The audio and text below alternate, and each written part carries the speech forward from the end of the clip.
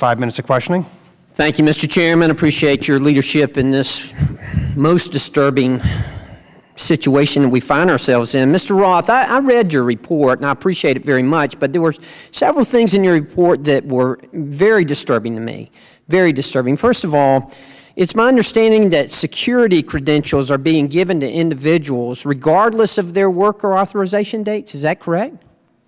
That's correct. What we had found was, in fact, say you were authorized to work for 18 months, you would get a security badge that would not turn off at the termination of your authority to work. So what you're telling me is that we might have people, and we may have people, we probably do have people, who are walking around unescorted in our airports in security areas who are here illegally?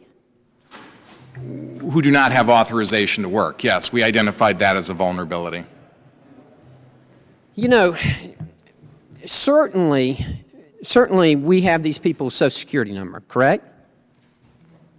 I'm sorry, I missed the question. Certainly we have these people's Social Security number. We have that. We do not, no. And that whoa, we do not. So you're telling me we've got people walking around unescorted in secure areas in our airports, and we don't even have their Social Security number? That's correct. We did a scrub of the data and found a number of areas in which they don't have either their alien registration number, if that's appropriate, their passport number, if that's appropriate, or their Social Security number. Holy cow. Ms. Fitzmaurice, the report in the Inspector General's investigation found that we had thousands of incomplete or inaccurate applications and biographical information. Can I ask you, Ms. Fitzmaurice, and if you'll bear with me, please, can you give me the first initial of your first name? S?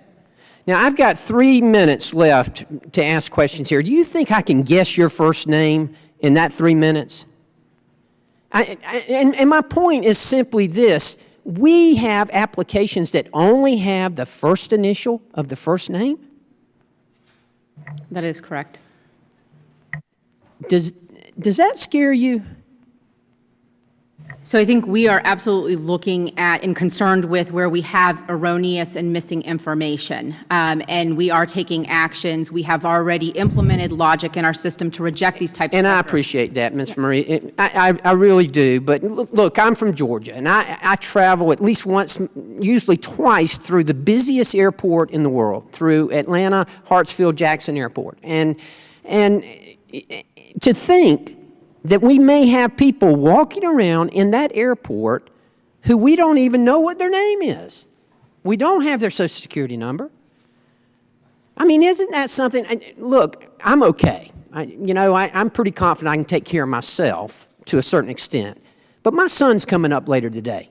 I want to make dadgum sure he's okay. My youngest son's coming up today. My middle son's coming up tomorrow. Isn't this something that should be taken care of immediately? Immediately?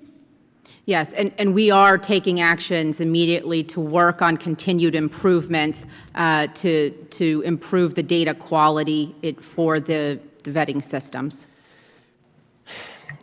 I just can't believe that in the world's busiest airport, in Atlanta, Hartsfield, Jackson Airport, that we could have people walking around unescorted in secure areas in that airport who we don't know their Social Security number, we don't know their name. And that's something that we're sitting here talking about. You ought to be on the phone right now. Stop. We've got to figure this out. I'm appalled at this. And Mr. Roth, I appreciate the efforts here, and I appreciate all the efforts of all of you, but we need to take care of this immediately. Mr. Chairman, I yield.